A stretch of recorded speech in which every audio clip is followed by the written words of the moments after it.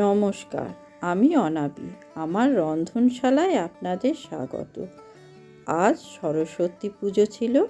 এই সরস্বতী পুজোতে আমাদের বাড়িতে জোড়া ইলিশ দেওয়ার প্রথা আছে। এই ইলিশ মাছ আমাদের বরণ করে আজ পুজো করে নিতে হয়। তারপর পুজো হয়ে যাওয়ার পর ইলিশ মাছগুলোকে টুকরো টুকরো করে কেটে ভালো করে ধুয়ে জল ছড়িয়ে রেখেছি। এই মাছ কিভাবে আজ রান্না করব সেটাই আপনাদের দেখাবো।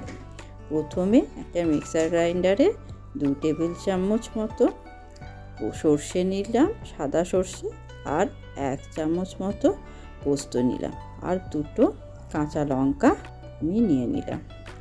এবার সেটা খুব ভালো করে পেস্ট করে নেব।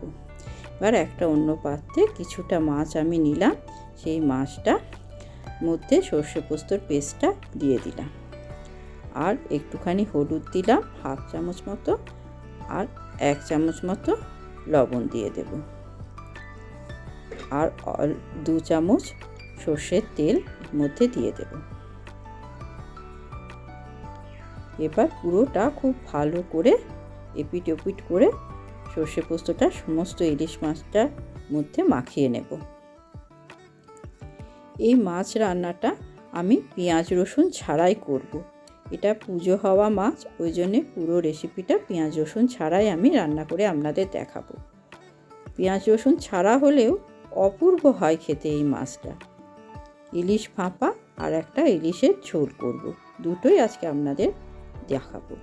এবার মিক্সার গ্রাইন্ডারে ধোয়া জলটা এর মধ্যে দিয়ে দিলাম, আবার 2 চামচ সর্ষের তেল দিয়ে দিলাম, আর 2টো কাঁচা লঙ্কা এর মধ্যে দিয়ে দিলাম। এবার গ্যাসে একটা কড়াই বসালাম, তাতে বেশ খানিকটা জল দেব। এবার এর মধ্যে একটা স্ট্যান্ড দেব, তারপরে বাটিটা এর মধ্যে বসাবো। স্ট্যান্ড না দিলে অনেক সময় জলটা যখন ফুটবে তখন উপচে ভেতরে ঢুকে যেতে পারে জলটা, তাই একটা স্ট্যান্ড দিয়ে বসালাম বাটিটা। এবার উপর থেকে একটা ঢাকা দিয়ে দিলাম। এবার পুরো কড়াইটার মধ্যে আর একটা ঢাকা আমি দিয়ে দিলাম। অন্যদিকে যে মাছগুলো আছে সেই মাছগুলো বাদবাকি মাছের মধ্যে আমি নুন দিয়ে দিলাম, আর একটুখানি হলুদ দিয়ে দিলাম। এবার এই মাছগুলোকে খুব ভালো করে নুন হলুদ চারিদিকে মাখিয়ে নেব। মাখিয়ে এটা একটুখানি রেখে দেবো এই কিছুক্ষণের জন্য।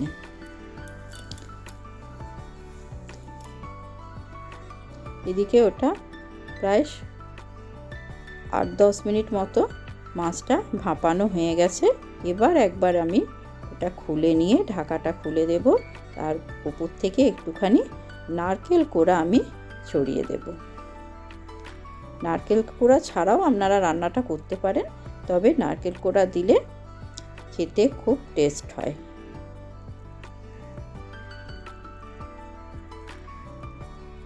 এবার আবার ঢাকা দিয়ে আমি আবার 10 মিনিটের জন্য এটা ভাপাতে দিয়ে দেব। ব্যাস 10 মিনিট হয়ে গেছে।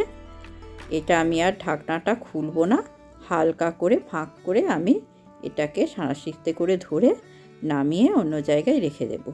এটা ঢাকা অবস্থাতেই থাকবে। এবার আবার অন্যদিকে একটা গ্যাসের মধ্যে কড়াই বসালাম, তাতে বেশ খানিকটা সর্ষের তেল দিলাম। এবার যে মাছের ঝোলটা করব সেই রেসিপিটা আপনাদের দেখাচ্ছি।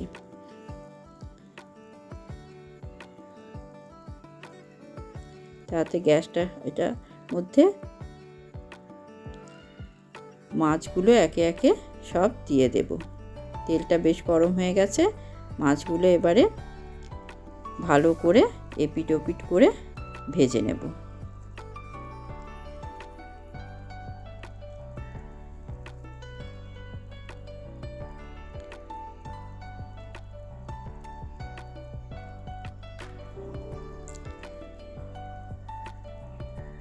বেশ উল্টো পাল্টা করে মাছগুলো আমি ভেজে নিলাম। এবার একে একে মাছগুলো আমি তুলে নেব। এবার যে বাকি মাছগুলো আছে সেগুলোও আমি তেলের মধ্যে একে একে দিয়ে দেব।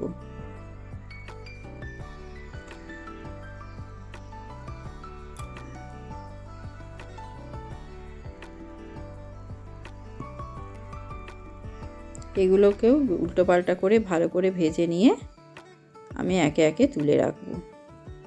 পেঁয়াজ রসুন ছাড়া হলেও এই মাছ অপূর্ব হয় খেতে। একে তো ইলিশ মাছের একটা খুবই সুন্দর সুগন্ধ আছে, তার মধ্যে কালো জিরে কাঁচা লঙ্কা ফোড়নের গন্ধটাও খুব সুন্দর। এবার কিছুটা কালো জিরে আর দুটো কাঁচা লঙ্কা আমি তেলের মধ্যে দিয়ে দিলাম।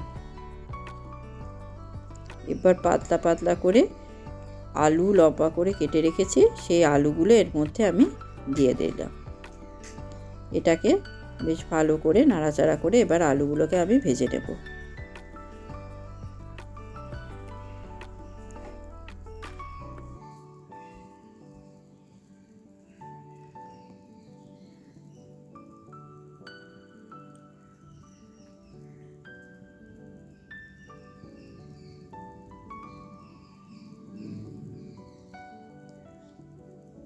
বেশ ভালো করে আলুগুলোকে ভাজবো।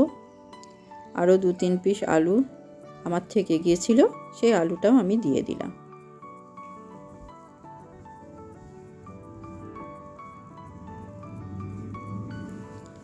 এবার পুরোটা খুব ভালো করে ভাজবো।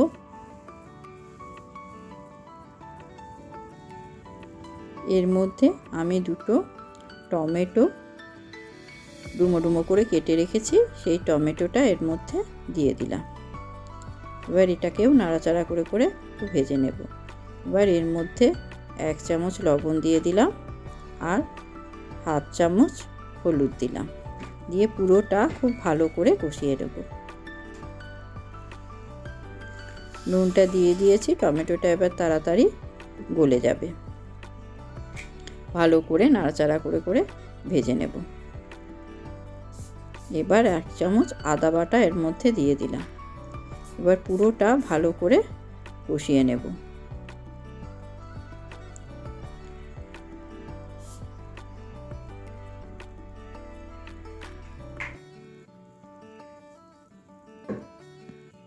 এইভাবে একবার ইলিশ মাছের ঝোল করে দেখবেন, অপূর্ব লাগে খেতে।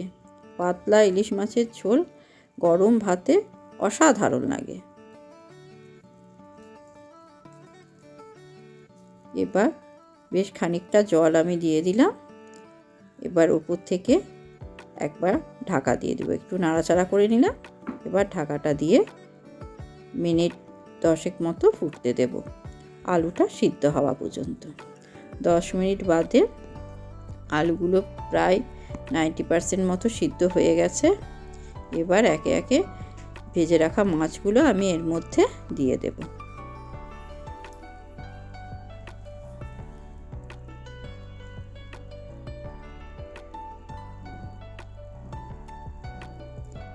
এবার উপর থেকে একটা ঢাকা আমি দিয়ে দিলাম।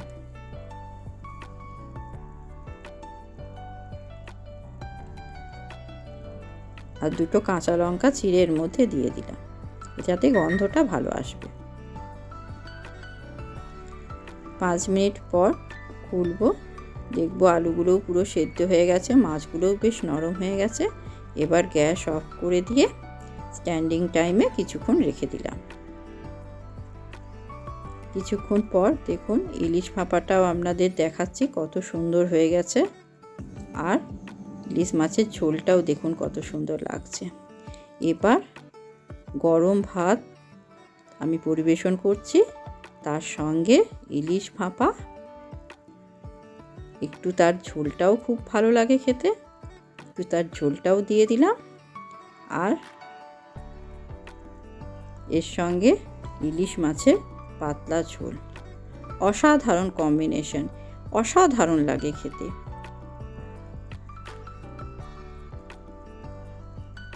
দেখুন কত সুন্দর লাগছে দেখতে। ঝোলটাও হয় দুর্দান্ত, ইলিশ ভাপাটাও হয় দুর্দান্ত। এভাবে রান্না করে আপনারা আমাকে অবশ্যই কমেন্ট করে জানাবেন কেমন লাগলো খেতে।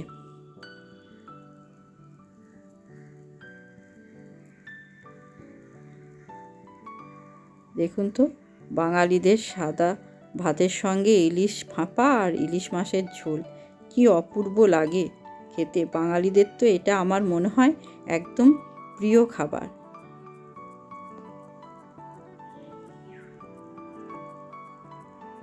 কেমন লাগলো রেসিপি দুটোই অবশ্যই জানাবেন।